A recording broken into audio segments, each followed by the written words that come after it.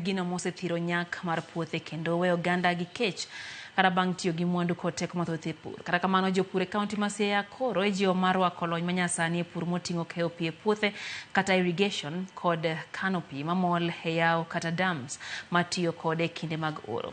Kanoloso tok nyasi mar alam e kanisa mar sub-county ma Ugunja, midusa mar pur kendo japuonj mbalariany ma Nairobi Laktar Orodi Odhiambo okwayo jopiny mondo omi orwak chenro manyien mar pur no, kowacho ni en gino mosenyuolo olemo mathoth nyaka e gwenge ma oro ogoe tach.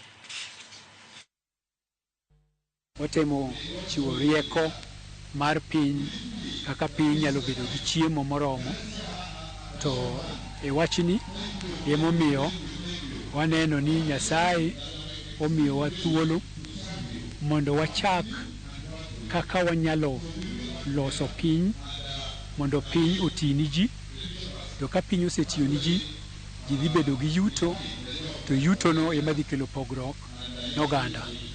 Nikech oganda wa mantie e piny Luo ka kata Ugunja ka, gima duong' kabisa machando ji en yuto.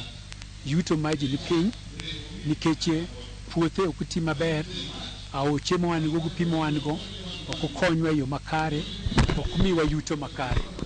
Omiyo rieko ma wadhi kelo en rieko ma wasetemo, ma wasetiyogo, ma dhi golo ber mar pi kod ber mar lowo, mondo wanwang' kaka lowo gi pi nyalo medo yuto n'oganda, to kosemedo yuto n'oganda, to oganda dhi bedo gi dak maber.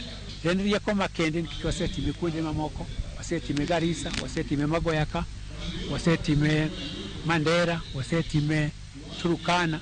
Waneno ka wanyalo tiyo gi pi gi lowo kod puonjo dhano e yo makare, to ginyalo loko pi gi lope ma gin go gi yuto makare.